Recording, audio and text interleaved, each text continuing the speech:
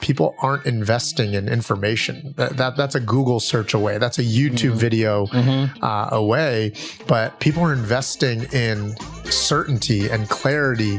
If you're truly committed to helping a client transform and create the ultimate result that we as coaches are committed to our people, the work really begins after the sale. 30 days, 6 weeks after he was into our program, I got a message like, "Hey, Mike, can we talk?" If any of you ever gotten a message like that, it's rarely to tell you how amazing they think you are.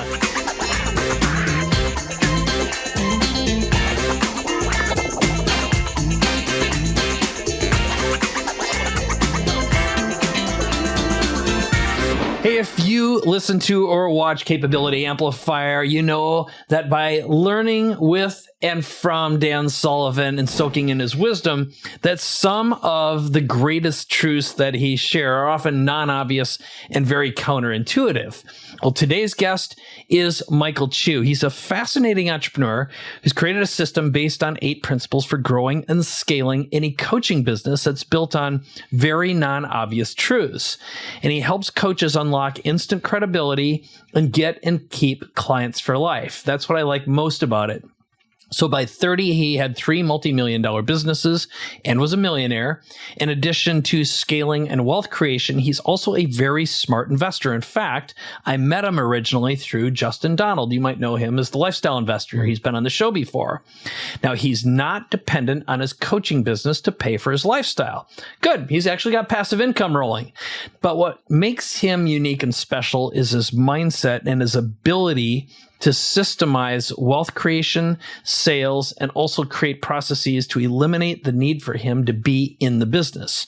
So in this episode, he's going to share the system that you can apply to any business. So welcome, my friend, Michael Chu. Excited to be here, Mike. Thanks for having me. Yeah, you got it. It's been looking forward to this. We've been working hard on the material and the content over the past couple days. Yeah.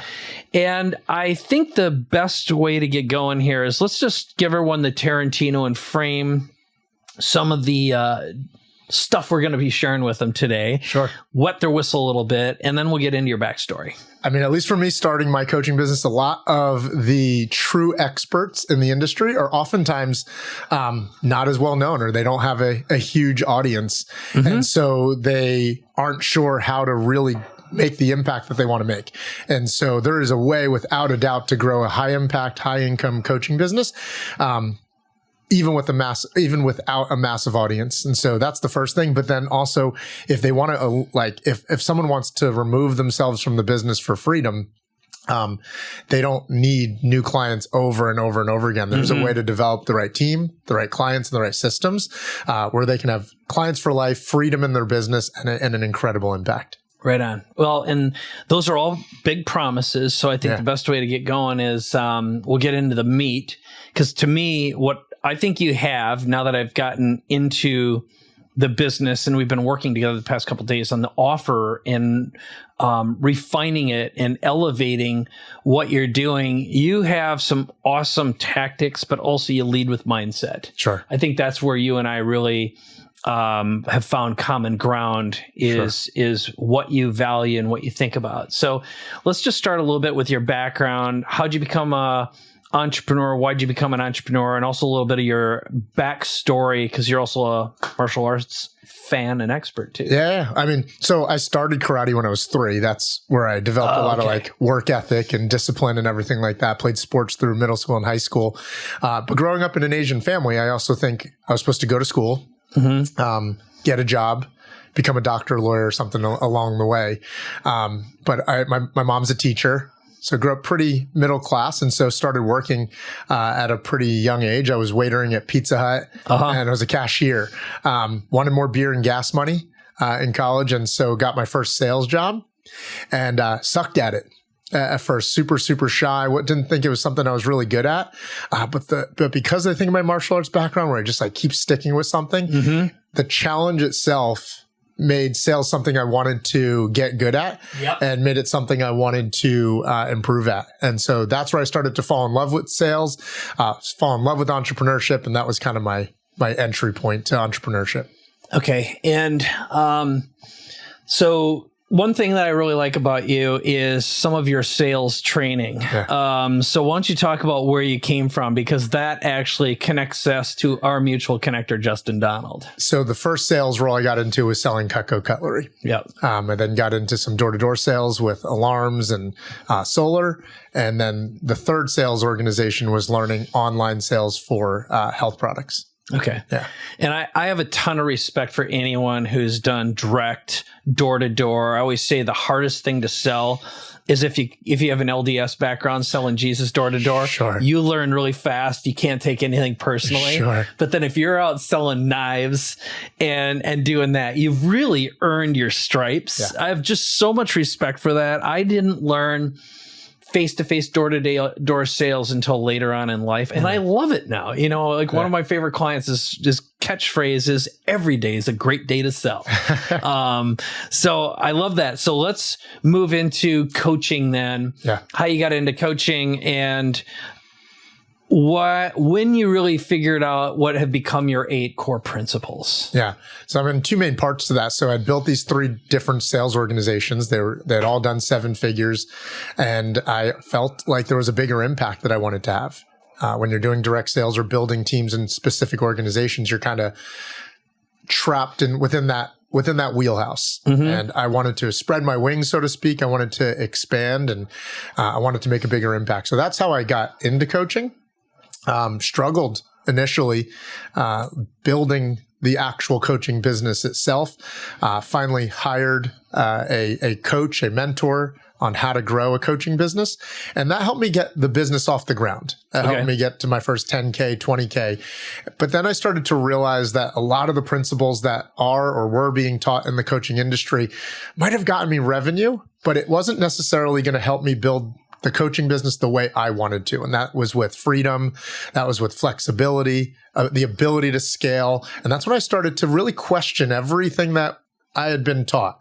It worked, but did it really work for the outcome long-term that I really wanted to create? And that's where I started to question everything positively and started to realize there were a lot of myths and a lot of principles in what's being taught and how to grow a business that weren't necessarily aligned with the freedom and impact that I wanted to create. And I know a lot of the coaches that I work with didn't necessarily want either. Okay. So let's, I think the best thing we can do then is just dive right in to the principles, because inside it, each one of these, there's great case studies, rationale for it. So let's start with myth number 1. And I think one of the core non-obvious truths. Yeah. Okay. And so the first myth is that you need more leads and you need to get better at marketing to be successful. So I challenge that. No, really, but go for it, because I've spent my whole life marketing. I love marketing. And when I looked at this, I'm like, you know what? He's got a really good point there. So maybe, I don't know if we're going to do this later on, but can you talk first of all about the thresholds of pain coaching businesses or coaches get into, or do we do that a little bit later on in terms of revenue and the glass ceilings? Because there's a whole bunch of glass ceilings. I think everything we do is going to make a lot more sense. Yeah. If that's cool. Yeah. So, I mean, the pain thresholds that I personally experienced, or the glass ceilings that you're referring to, is that one, growing the business started to feel like a roller coaster. The unpredictability or the ups or a and low-paying downs. Job. Yeah, it started to become a low-paying job. And it sometimes, like, the client side started to feel like a revolving door. Yeah. Like, you get clients, you deliver to them, they're out the door just as quickly as you're needing to bring in new customers. And it's just a revolving cycle that for many people can start to feel very overwhelming. Doesn't feel like there's really much sustainability or like long-term scalability to the business. When it's like every 30 days, it's a need to pay the bills, a need to get new clients just to, fill the bank account, just to fill the pipeline, to pay for the business or pay for the lifestyles. And that's where, like you said, Mike, it starts to feel like a high paying job. Or a low paying job. A low paying job with still a lot of high levels of work and effort to put into it. Yep. So the numbers then, so it's like 0 to X. And then what are the numbers that because I know you've got a whole chart on this. Yeah. What are the number ranges that are the glass ceiling thresholds? The simple way to think about it, I found, is that a lot of these types of businesses, online businesses, small businesses, run in 1s, 3s, and 8s. Okay. A lot of times there's a stopgap between that 3 and 8 that people get stuck at, but like the first 1, 3, and 8, the first 10K a month, it has its own lessons, its own challenges, its own glass ceilings, like you said. Yep. But then when someone gets to 10K a month, the same things that worked to get to 10K a month are not necessarily what will work to get to 30K a month. And then the different set of challenges start to appear, going from 30K a month to 80K a month, and then from 80 to 100K a month, and what you need to do to go from 100K a month to 300K a month, so on and so forth. Got it. Yeah. So the net is, it's really from 0 to 100K, 100 to 250, then to $500,000 or so, then your $1 million, that'd be the 80K threshold essentially. Yeah. And then if it's 300, it's around that 3 million. There's no question about it. I found like the 3 and then the 5 million, and then break into 10 million and then 15 million. Exactly. Like every business owner has this. So I think part of the reason I asked this is because I wanted to create the universality of this. And then let's get back to you need more leads and get better at marketing to be successful.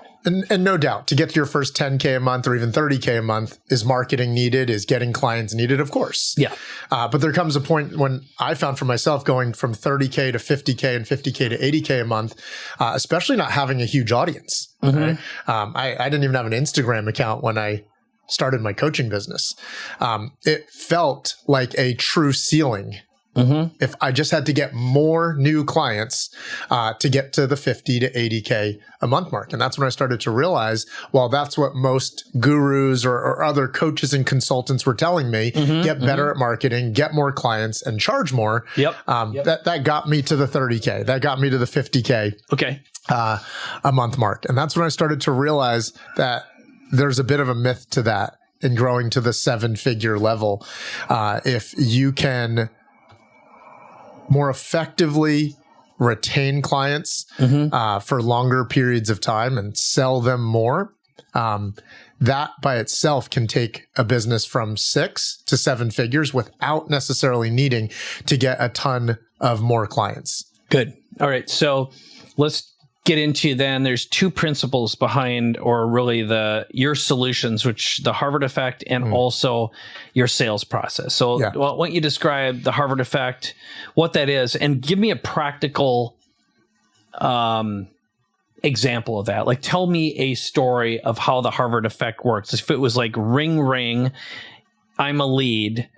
Let's walk through improving sales and also applying the Harvard effect. Is that cool? Yeah, for sure. Well, Mike, the simple philosophy or principle behind it, first and foremost, is we value things that we have to work for. We value things that we feel like we had to earn. And so I think of clients that I've had before that are true experts at what they teach and are charging $2,000 for their program. And if I could get them to not only believe that they could be charging 5K, 8K, 10K, or whatever it is, but also the candidate, the applicant, the client views what they offer with the same amount of value, and do that in a really simple way, that amplifies or enhances their revenue very quickly. And so that's where the Harvard effect comes into play. I find a lot of times when people are establishing credibility, growing their business, sometimes they fall into the imposter syndrome, right? They fall into, who the heck am I, or who am I to charge blank? And so the Harvard effect simply installs into the sales cycle a small shift from you feeling like you're selling a client versus a client feeling like they're applying or earning a spot to work with you. You know, and I think of literally Harvard.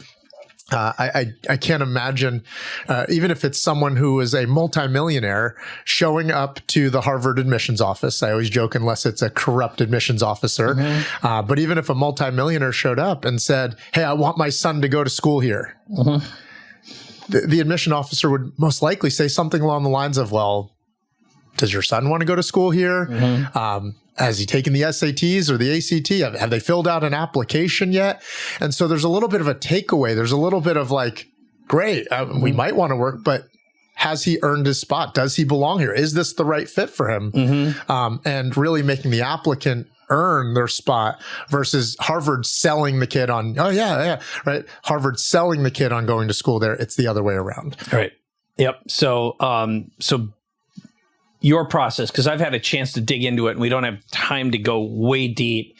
You have a really good messaging mechanism, like a step-by-step. Here's what you say here. Here's what you say here. And you've also broken down the call sequence, which, why don't you give us a quick summary of your call sequence, how you set people up, and like what happens in each conversation? Or is that in step 2? I can't remember.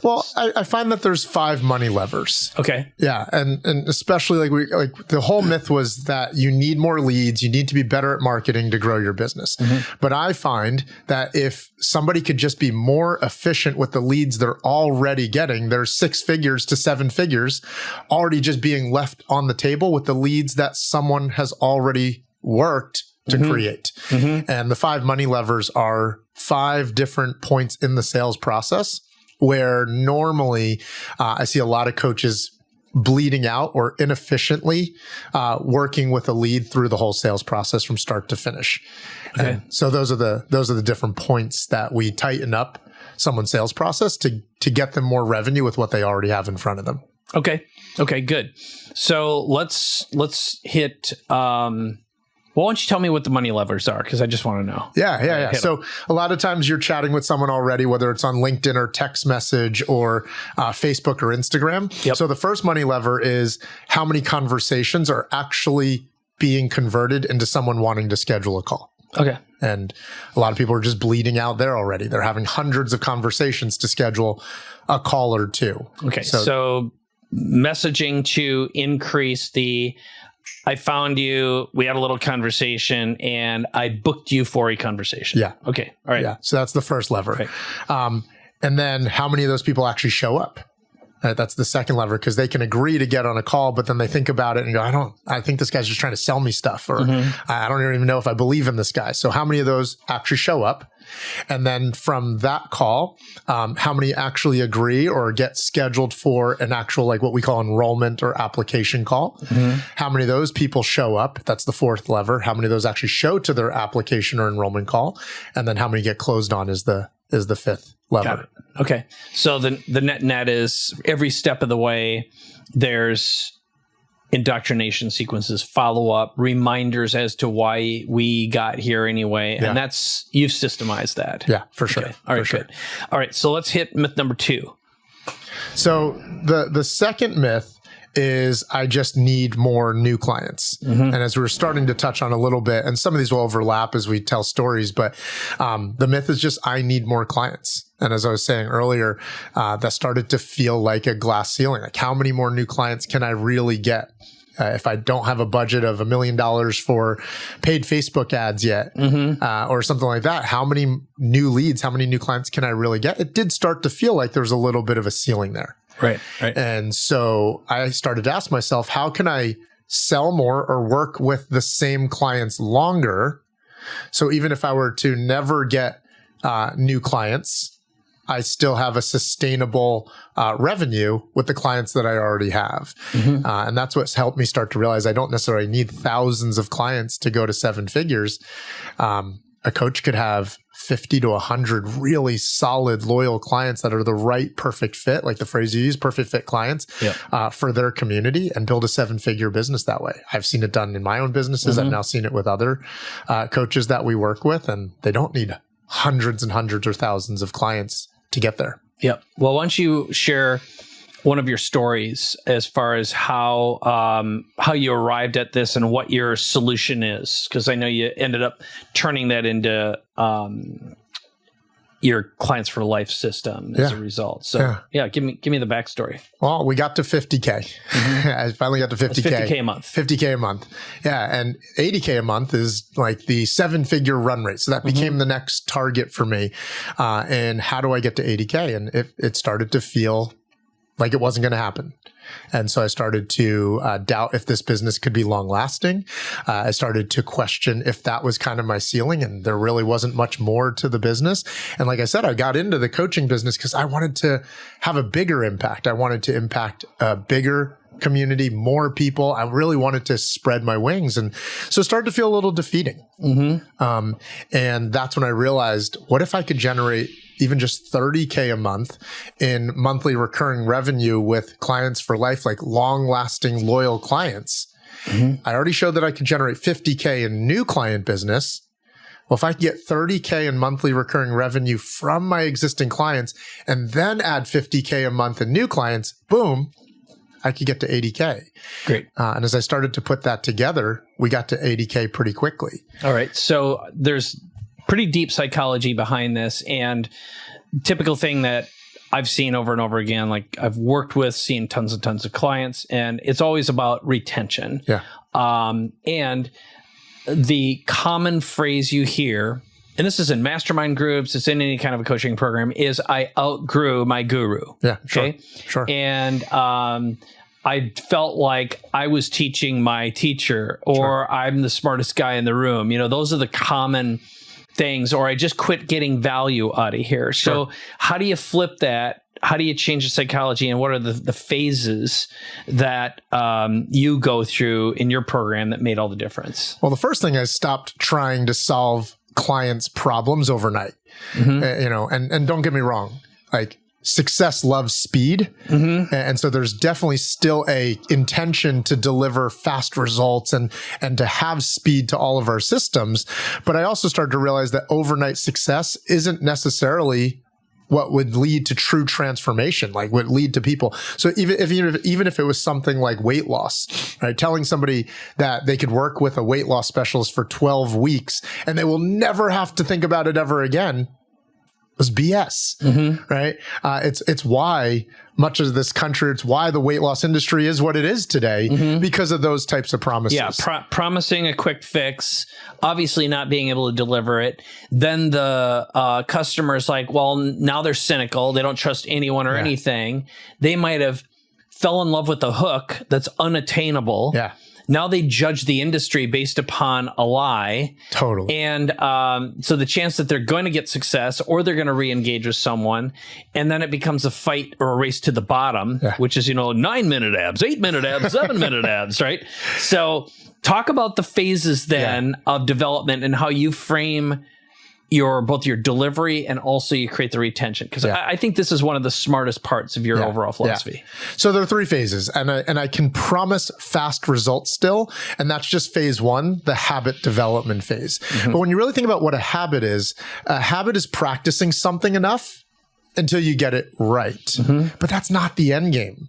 Right? I ask people all the time, how many of you have developed a new habit recently? How many of you have been reading a book for 6 straight weeks? How many of you have ever done that before? And then 6 months later, you're like, oh, shit, I'm not still reading the book every day. Because a habit is not actually the end game. But a lot of times that's what we're sold on, like just develop a new habit. And it takes 21 to 58 days to develop a habit and practice something till you get it right. But if that's where we leave clients, we are setting them up for failure. And that's where I started to realize there needed to be a second phase in the phases of transformation and how I work with people, how I work with clients. And that's the lifestyle development phase. And they say it takes 16 to 18 months to develop a lifestyle. And what's the differentiator between a habit and a lifestyle? A habit was practicing something enough until you get it right.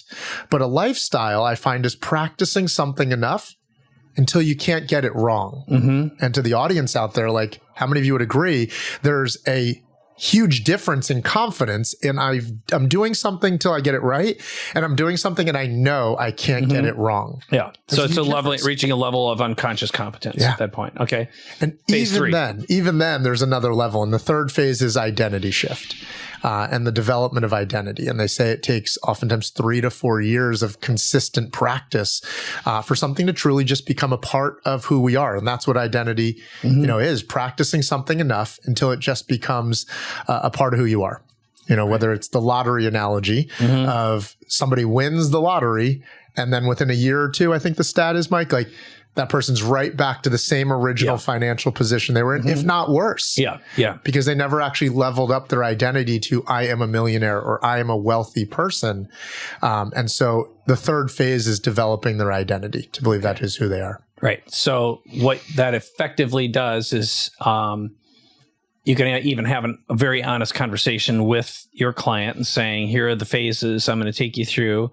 First of all, I'm going to get you there. I'm going to give you the skills or capabilities you need in order to be successful. Yeah. Then I'm going to give you the systems and processes so you can implement it, sustain it, and make it normalized in your life. Yeah. And the third is deep rooted. Like I call it an operating system upgrade. Sure.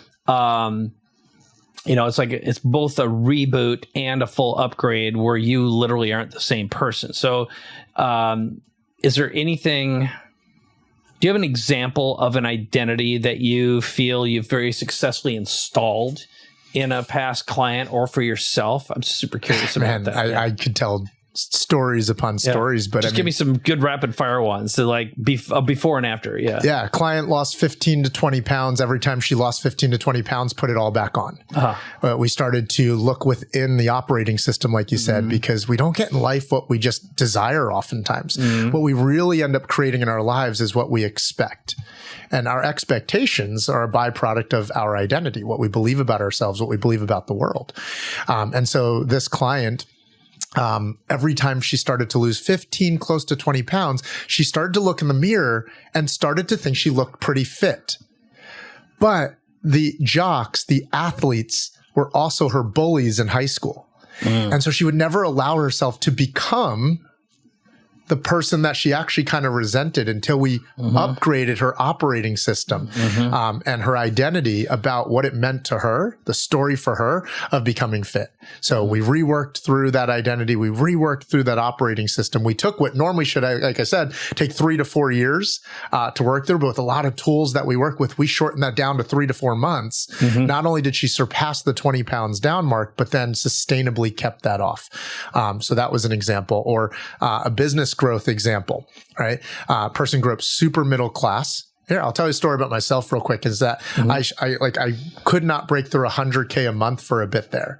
And as far as like identity, I started to realize that my dad, I grew up very middle class, kind of like mocked or resented people who made 6 figures.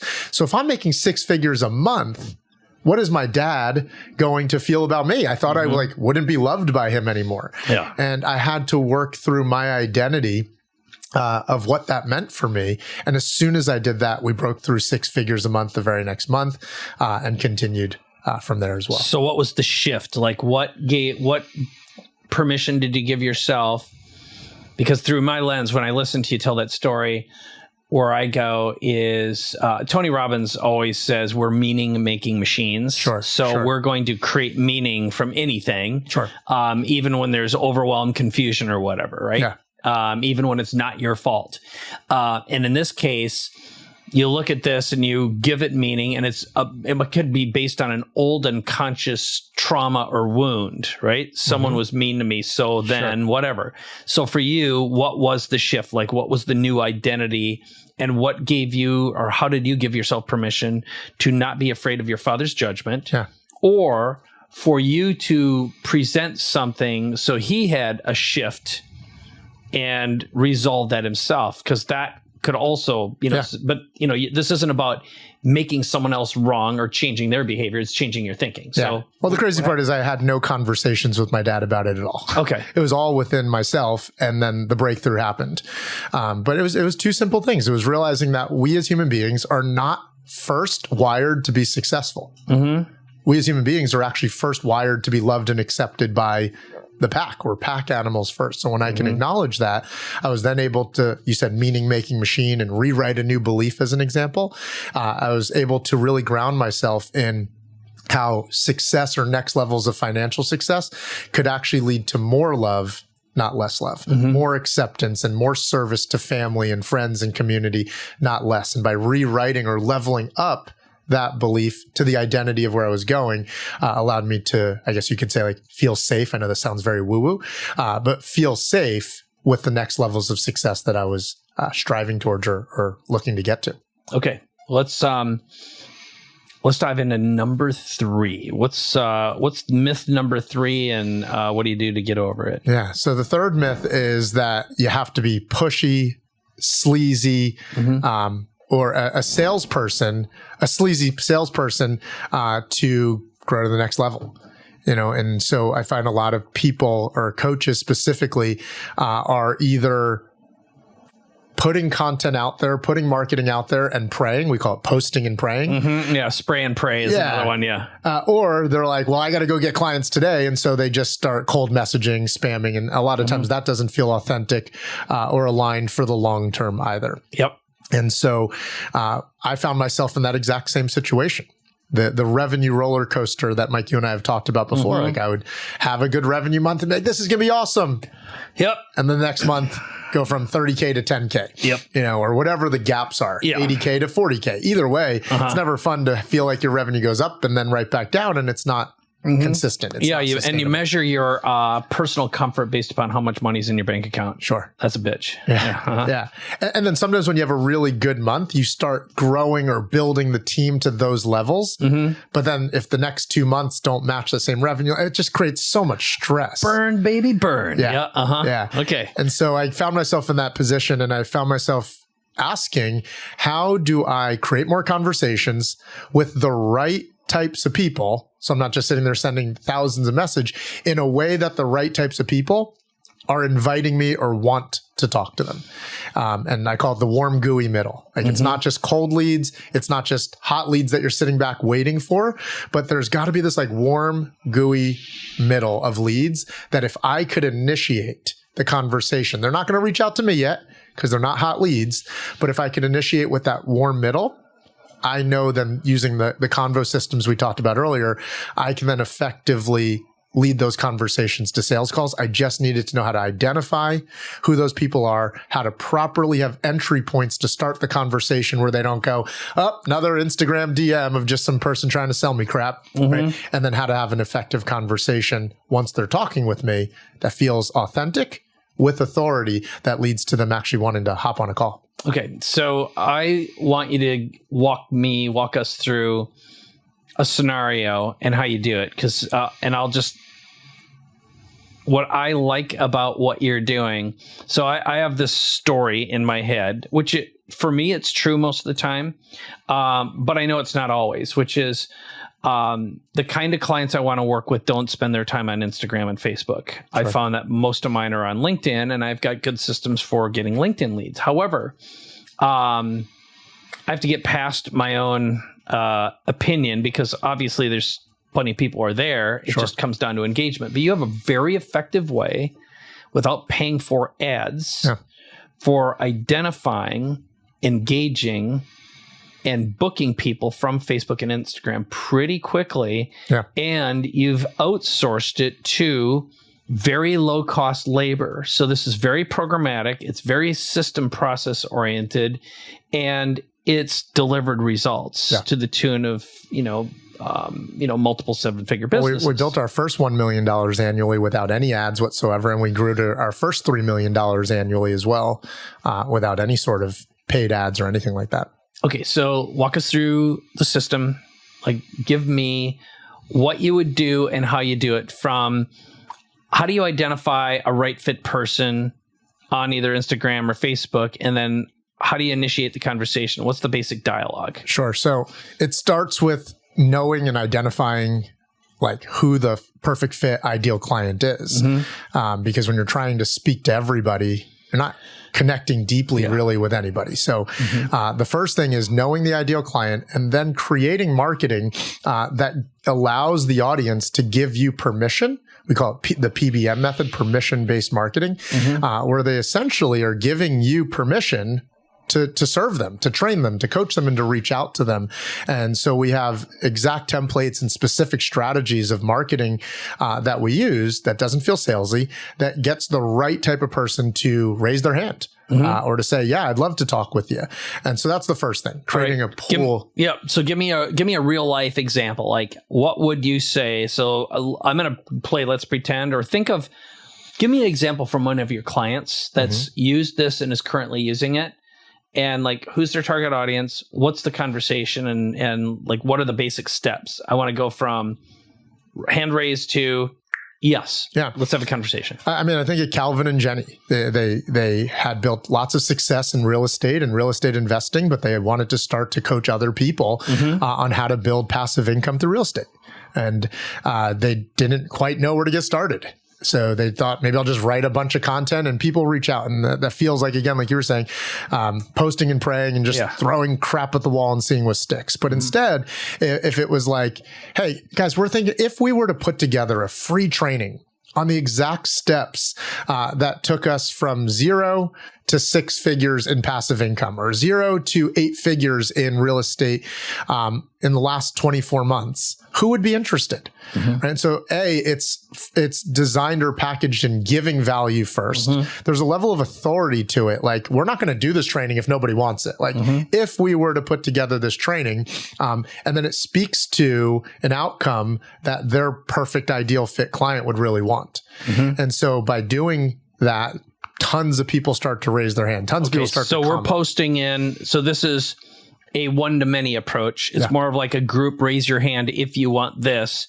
And you're posting in a group of folks who have already identified they have an identity with an audience. So it could be like, in my case, I might go to an EO group or a YPO group or a LinkedIn group, for example, and post something, hey, who would want to know blah, blah, blah. Yes. And you'd be surprised that somebody could have, like, the reason I use Calvin and Jenny as an example is they had no real identity on their own social media. So they hadn't developed it yet. They were literally building their brand from scratch and right on their own personal pages, like not in a group, not like right on their own personal page. They just threw it out there on Instagram and Facebook. And that helped launch their business. They built a 7-figure coaching business in their first 12 months and had nothing. Okay. When they first got started. From just creating some hand raising. Okay. So from there, what do you do inside your system? You've got.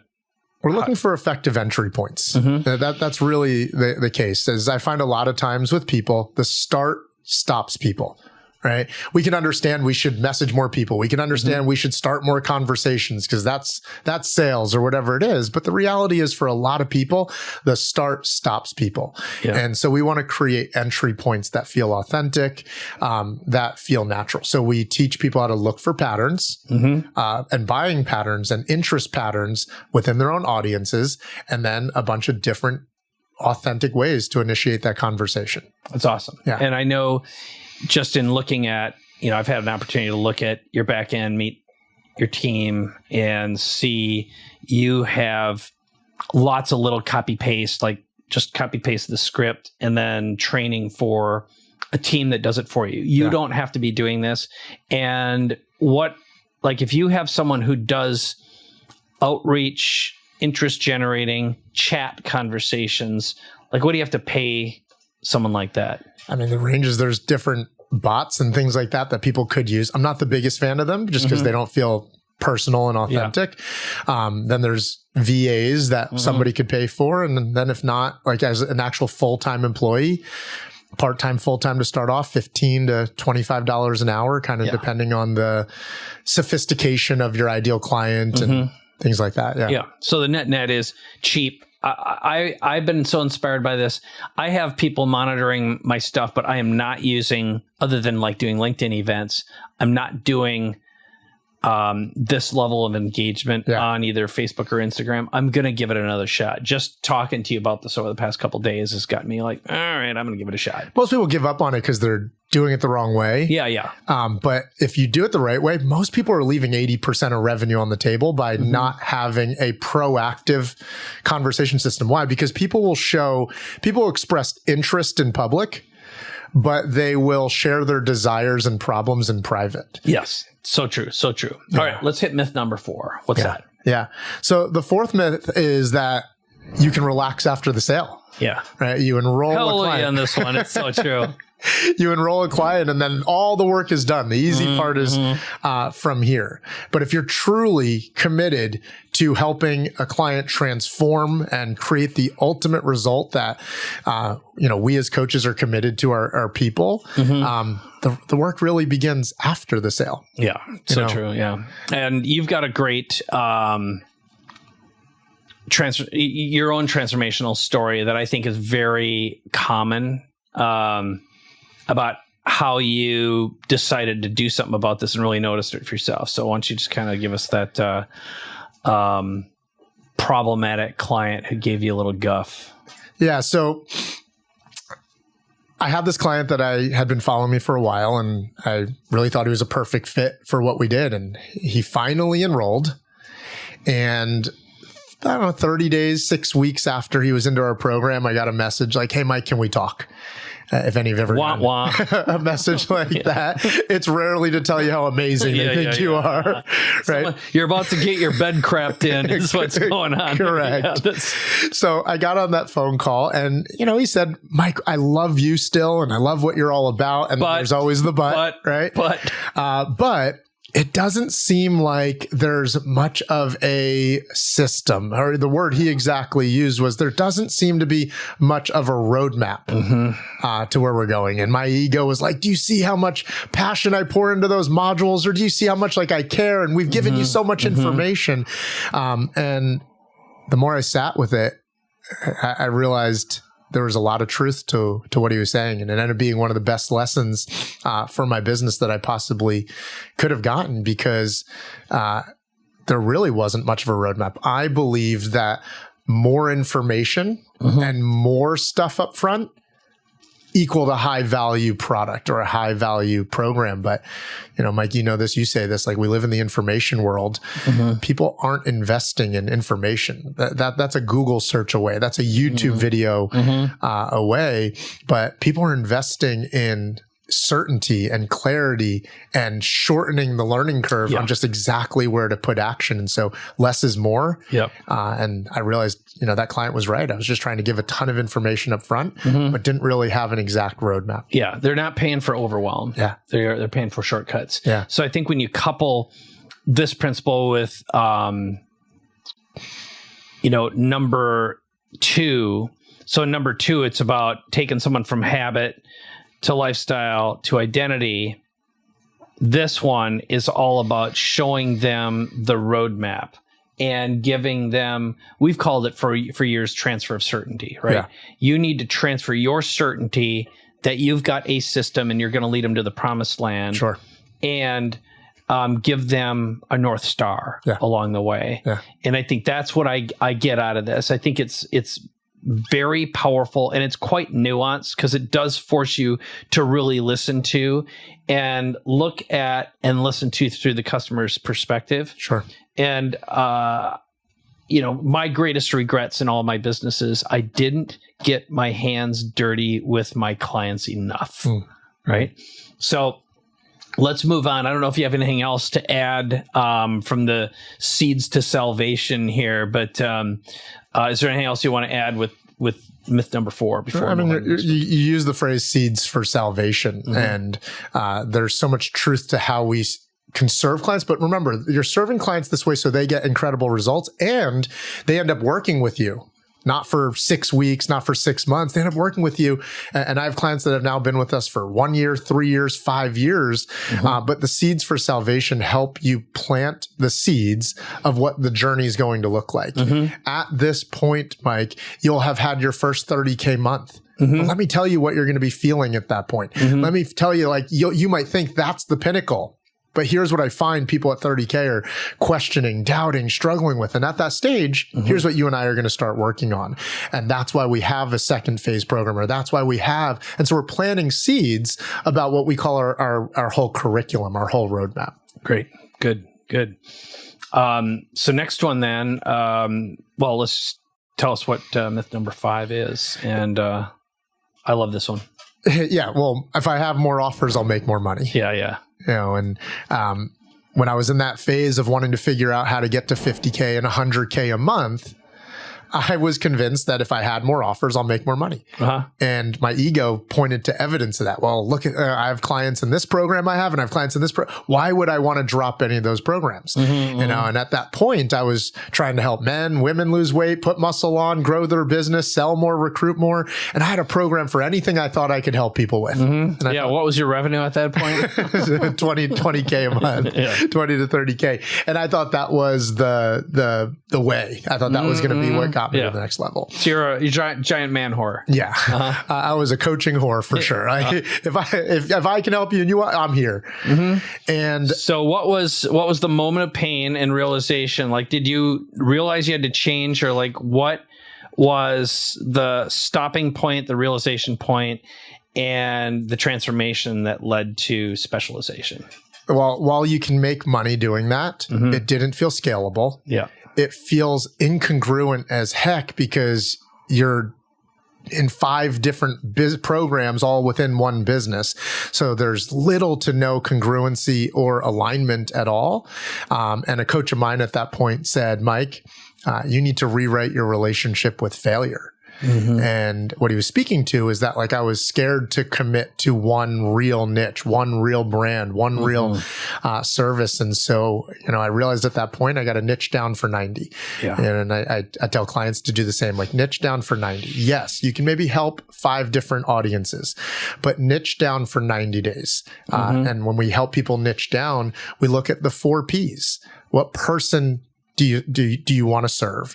What problem do you know? What's the biggest problem that you can help someone overcome? What's the promise that you can make someone within that? What's the process that you're confident in that can help deliver that promise? And niche down for 90 days. And Mike, I niched down for 90, but within 30, I went from 20K to 40K, 40K to 60K a month in that 90-day window by actually eliminating offers and niching down to 1. Yeah. No, I think we've been calling it horse killing around here. It's like you just got to go out and you got to murder some horses. And that sounds harsh, but it needs to be a wall in your head. And also having the courage and confidence to make a commitment to cutting yourself off from what the illusion of many is better. Yeah. And simple is freedom. Yeah. So I think that's very, very good. Myth number 6, this is juicy. And I think out of all of them, this is probably, other than the behavioral ones, like every one of these principles are really, really powerful. They're so simple, but the elegance is in the simplicity. But this one is the biggest distinction between being able to scale, not being able to scale, and learning how to manage your ego. Yeah. And I think it's what you're really, really, really good at. Like when I think about what's Mike's, this is really good. So go for it. Yeah. I know I felt this at some point, and I'm sure most coaches do. And that's my big dumb story too. So that is clients will only work with me, right? Like that's what they're investing in. Like I'm the guru, I'm the unicorn, I'm the magic sauce, and clients only want to work with me. And therefore, scaling to the next level is hard because there's only so much of me to go around. There's only so much energy, time, etc., for me to go around. They won't buy if they're not working directly with me. That's the myth. And the truth and the reality is that people are investing for your expertise, your system, your certainty. But what do they really care about? They care that you can get them a result. Yeah. Like when we remove the ego from it, and a lot of times we want to be involved, we want to be needed, we want to be wanted. But when we really remove our ego from it, people don't actually care that much. If they're talking directly with you, if they're having an incredible experience, they're getting the result that they really wanted, and they're getting it faster or easier than they ever could have imagined, they don't really care if they're talking to you. And so that's what started to help me realize there were different ways I could think about how I deliver my coaching that could make it more scalable, start to remove me from the business. And I remember I woke up one day and I had an email about a client who had retained into a 25K program. And I realized I don't know who that client is. They had talked to one of my chat specialists using the Champ Convo system we talked about. They enrolled with one of my enrollment specialists. They onboarded with our admin team, and then they were coached using the system that we're about to walk through, and got such an incredible result. They wanted to stay on for a second term. And that's when I started to realize maybe people don't actually care that much about me. And so we look at two things. We look at number one, and I know it's kind of a cheesy way of thinking about it, but it's just the way I remember it. And that's just IY, phi Y, like IY, phi Y, rye. Right. IY, FY, RY. All right. Yeah. What is it? And then 3 RYs, RYs, RYs. And that's just if you, IY, find yourself, FY, repeating yourself, then replace yourself, record yourself, or resource yourself. And, as much as I love coaching and I love the people I get to work with, I remember a day that I was on, let's call it a third coaching call for the day. And I never wanted to slam my head on my desk more than that coaching call. Why?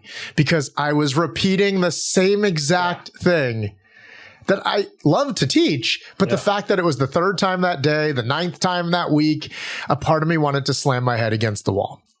And I started to realize that this isn't fulfilling. There's got to be a better way. And so I started to look at the 4 C's of delivery. How do I utilize a community, right? Because people come for the content, but they really want to stay because of amazing communities that they're a part of. Always. So how do I leverage and build an incredible community that takes a life of its own, that becomes bigger than just the Mike Chu show, so to speak? Then how do I utilize a course? So it's not just me repeating stuff, and my coaches don't have to become the experts at everything. Then how do we utilize calls, right? Group calls, community calls, pod calls, cohorts, whatever. Then you leave the 4th piece for coaching. But now the whole infrastructure is not reliant on you being the guru coach. And so those are the 2 things I started to look at that allowed me to deliver incredible results at scale in a way that clients were getting incredible results. And I think what I admire about what you've done is you've now created a coaching business that replicates itself. And that really should be every founder's dream, is self-replication. Okay. I think of Mike real quick. I was working out with one of our students, Scott. He's a vegan coach. And I was like, so what's I hate him already. Okay. So I was like, what's the biggest challenge you're dealing with at this point? And he said, Mike, if I'm being honest, the biggest thing I'm struggling with right now is I feel guilty. What do you feel guilty about? He's like, we're doing 40, 50, 60K a month. And I wake up and I don't know what to do. Like, I don't do anything anymore. And he goes, I feel guilty because I think my team's going to be like, Scott's not doing anything. But I share that story as just a reference to, when done the right way, you can grow an incredible business, having incredible impact, and start to realize, wait, the business doesn't need me. Yep. Well, that's the day that unicorns poop gold. So I love that. It is. It's so good. All right. So myth 7. So the 7th myth is clients want everything all at once, or they want more. They're paying for more value. And we touched on this one briefly earlier, but less is more. And I know that's a simple principle that we've all heard before. Like you said earlier, a lot of these principles are simple. But for us to actually look at our own businesses and get out of our own way and go, oh, crap, I am doing those things. No, I guarantee it. Well, you and I violate our own principles that we teach, and we practice with other people and not for ourselves all the time. Guaranteed. The simple shift here is I step back and I ask myself one simple question. What's the fastest, simplest, easiest way for me to get clients momentum, traction, and results right away? What's the only thing they actually need? And I took what at that point was my program and my course, and I probably ended up stripping out 70, 80% of it. Now, it didn't mean those clients didn't need that other 70 to 80% at some point. They just didn't need it right away. I wanted to give them simple, faster, easier right away so they can get incredible results. Because we all know when we start getting results faster, we buy into the system. We buy into that person, that program, that product.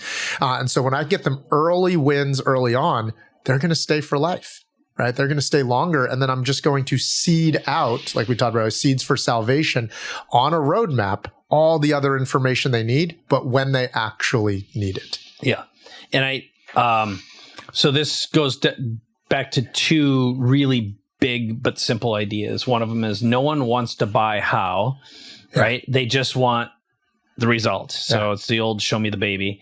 And then, one of Dan's best books that he and Ben Hardy wrote was Who Not How. Sure. And if your brand is the who, not necessarily you are the who, and they are buying a transfer of certainty and a brand promise and de-risking their investment, right? Yeah. So that's where the multiplier mindset really comes in. And that is a huge mistake is coaches and businesses in general get confused between delivery and overwhelm. And they operate, I've seen this failure so many times. So many coaches forget that they think they're the only thing that matters to that person's life. And it's like, they don't care about any of your stuff. Yeah. Just give them a 10x or a 5x on their money. They're looking for a multiplier effect, an amplifier effect, more leverage, and they don't want to hear about any of your how. Yeah. Okay. And I've got my a doctor in my life who I have to remind very frequently. Many of us busy professionals will triple what we'd pay if you deliver the same result in a third the time. Totally. Okay. Totally. So shut up. Exactly. That's a really good. Stop talking. You talk too much. Quit teaching me. So true. So true. I heard it might put in this analogy one time that just resonated so true with me. And that is like, if you had a 2-liter bottle of soda, all of the soda in the bottle is just all this information. But if you handed this 2-liter bottle fully filled to the top to a client and said, go run around with it, the information would just be a damn mess. So what are people investing in a coach, a system, or a program for? They're not investing for the information. They're investing for the cap. By giving them the cap on top, they can now run with that bottle of soda and it not spray everywhere. And that's where simple is better. That's where less is more. They're not investing for the information. They're investing for that cap, the transfer of certainty that you talked about earlier, and the exact game plan, the exact roadmap of just do this. Roadmap is, I think, a very important word. So myth number 8, what's the solution? I am the business. Oh, yeah. Yeah. Right. Like, I am the business. Without me, this entire thing would fall apart. As an entrepreneur myself, I know I have felt that way plenty of times talking with thousands of entrepreneurs. It is a very common feeling to the listeners out there. I'm sure many, many people feel this way at times. Like, if I step away for, I don't know what stage someone might be at, if I step away for one day, one weekend, 1 week, the entire thing would crumble. The entire thing would fall apart, or at least the growth would come to like a screeching halt. And that is, without me, it would all fall apart. I can't walk away. And so I've now, having built 5 different 7-figure organizations, but most importantly, growing myself and others into the types of leaders that they need to become to really build a business that can lead to freedom. I've noticed there are 8 wealth accelerators that when CEOs and leaders have these 8 accelerators, not only can their business grow faster, but they can grow themselves out of their own business faster, where the business doesn't need them. And the business can thrive. The business can grow with or without them, is the solution to the myth of like, the business needs me, or I am the business. Okay. So let's, hit us with the 8 wealth accelerators. All 8 of them? Yeah. So, just you can rapid fire them. I think they'll pretty self-explanatory as you start to hear some of them. But like one quick sentence for each one. The CEO, an upgraded CEO operating system, right? Like who you had to be to get to 6 figures is not the type of leader you need to be at 7 or multiple 7 or 8 figures. So that basically is the identity shift. The identity shift. The second one is what we call our Champ Dev hiring system. And that's how to effectively hire the right person for the right culture for the right role in a way that they will grow within their role to create sustainability and growth. The third is effective leadership and management of the team. So there's results, but there's also development. Number 4 is systems. for results, KPI systems. Number 5 is purpose and fulfillment that leads to advancement. We all know one of the most the most costly things is turnover, where you need to replace a new team member. But imagine if you had the same team members with you for years, growing and advancing within their roles, right? And that's such an accelerator. No, I think I know I read this recently, especially millennials in particular, but if they feel like there's, and I really, after 40 years of working now, I would say, if the person who's working for you, whether they're a employee or a contractor, if they don't see a possibility of advancement, they get very resentful. Yeah. And so I think that to me, when I heard you talk about that one really resonated. All right. What's number 6? Effective vision and culture creation, right? It's like kind of what you're saying right now. Yeah. People will stay for advancement and the right environment more than they'll stay just for a paycheck. Yeah. Like we think paying people more is the only thing that is needed, but we know for a fact that's not true. Not but this one then, vision and culture, really culture is internal vision. And external vision is your brand. Yeah. And that's going to come down to pride. And, if you have a great employee who associates their identity with your brand, you got a winner, right? Yeah. I remember Zappos, my friend Robbie Richmond created the company culture of Zappos with Tony Hsieh. Yeah. And that was one of the strongest unusual cultures, and it was used as a model for many, many years. That I think to this day is still a steady case, but keep rolling. A quick thing to that. I mean, to what Zappos created has become a foundation of how important I realized culture was. I remember on a Cyber Monday, I called in to buy shoes and I had just read Tony's book. Yeah. And I was like, all right, let's see how real this culture. Anyways, I was calling in and I'll never forget it. In the middle of me buying a pair of shoes on Cyber Monday on the phone, the sales associate said, sir, hold on. And you hear these sirens and noisemakers in the background. And I was like, what the heck was that? And she was like, we just broke our Cyber Monday sales record. So all our sales managers brought in shots of tequila. And we all, like in the middle of a sales call, they just all stopped. And so, I was there years ago walking through and we had shots at like 11 in the morning. I'm like, I wouldn't do this. I definitely wouldn't do this. I know what it does to me, but that is their culture. That is their culture. Yep. So number 7 is personal wealth creation, right? Personal wealth creation. And number 8 is the 8th wonder is design for exit. Whether that means exit to sell or exit just for you to exit from the business so the business is not reliant on you. Yeah. And I know one of the things that you and I talked about pre-interview was, when I get to X, then I can have freedom. Right. That is a very, very common, typical entrepreneurial lifestyle. And I just heard a recent story from someone not long ago. And it was someone who had gone to, it's a mountainous region in South America. And it was like a 30-something. And then, I know who it was. It was Corin Woodmass. He's a guy. I got to introduce you to him. But he was there with like an 80-year-old, very wealthy entrepreneur. Yeah. And the old guy said to Corin and his wife, I wish I were doing, and they'd just come back from climbing up a mountain. And the guy said, I wish I would have done what you were doing right now. I'm too old and my knees wouldn't let me walk up there. Yeah. So here he is. We're all going to die soon. And we get old soon. And if you've got this moving future without rewards in the meantime, you're going to wind up very resentful, very angry. And the old saying is, no one on their deathbed ever wished they would have, worked harder or worked more. And I think this operating system and this process, as simple as it sounds, what you have, which we don't have time to dig into today, is just like the depth of the tools and resources. Yeah.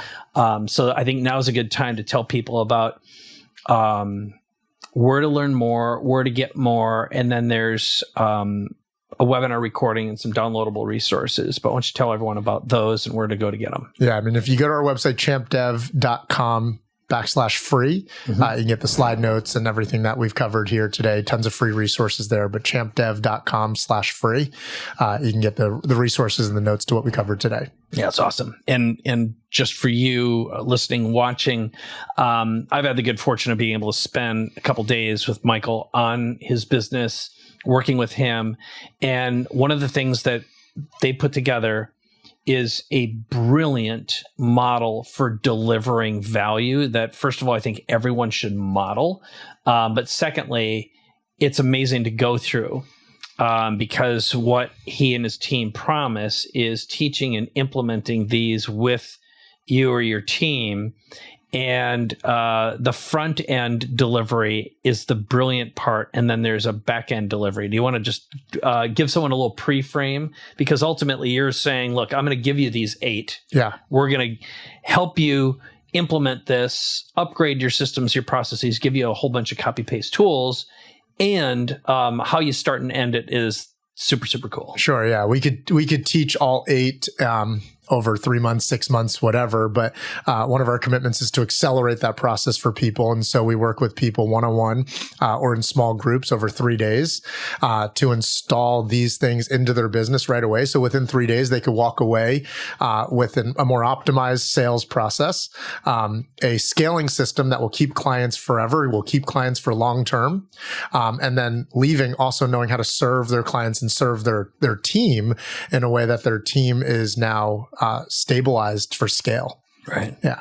Right. So I think it's, you use the system to sell the system, but also sell the system and use the system. Yeah. So you're installing the habits, you're installing the lifestyle, and then you're installing the long-term identity. Yeah. And doing that over a period of just 6 months. Because I've seen when people, yes, they can take 6 months or 12 months to gradually install this stuff. But I think one of our students, Kevin, he was already at $80K a month, like the 7-figure run rate. For whatever reason, getting to $100K a month felt like a glass ceiling for him. And so I took in the first 30 days in working with them, I worked on installing the 3 things that we just talked about, right? The optimized sales system, a scaling system to retain clients, and how to serve and lead his team better. And putting these things into place, he went from 80K to 125K a month.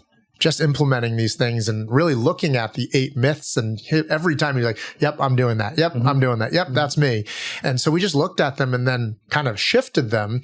And he went from 80 to 125K a month, and then had 7 months in a row over 100K. I think 10 out of 12 months last year breaking 100K. But I've just seen what can happen for somebody when they also install these things quickly, which is why I love just bringing people in for those 3 days to initiate and amplify those things. Yeah, I'm a huge believer in workshopping your way through a process, because otherwise, like doing it an hour at a time, 2 hours at a time, you lose momentum, you lose focus, you change your mind, you forgot why you wanted it in the first place. It's very, very inefficient. Yeah. And it's easy because it's conversational, and whether it's one-on-one or the group. So congratulations on just figuring these things out, but also having the history, the years of observing hundreds of coaching organizations and clients, and being able to do the pattern recognition and find the faults. Yeah, yeah. Thank you so much. Yeah. Okay. Sure. So anything else before we wrap up and send everyone on their way? I appreciate being here. Yeah. Okay. Yeah. No, it's been a pleasure for sure. So, I'll wrap this up. So this is another episode of Capability Amplifier. This is Michael Chu. You can go to champdev.com/free. You can get the free resources that he talked about. And in the meantime, make sure, if you haven't done it already, share this episode with someone you know. Like it. If you're on YouTube, subscribe and click the little bell doodad. And also place a comment on iTunes. So, looking forward to seeing you in another episode. I think the next episode I will be here with Dan Sullivan. So thanks for watching, and see you in the next show. Have a good one. Bye-bye.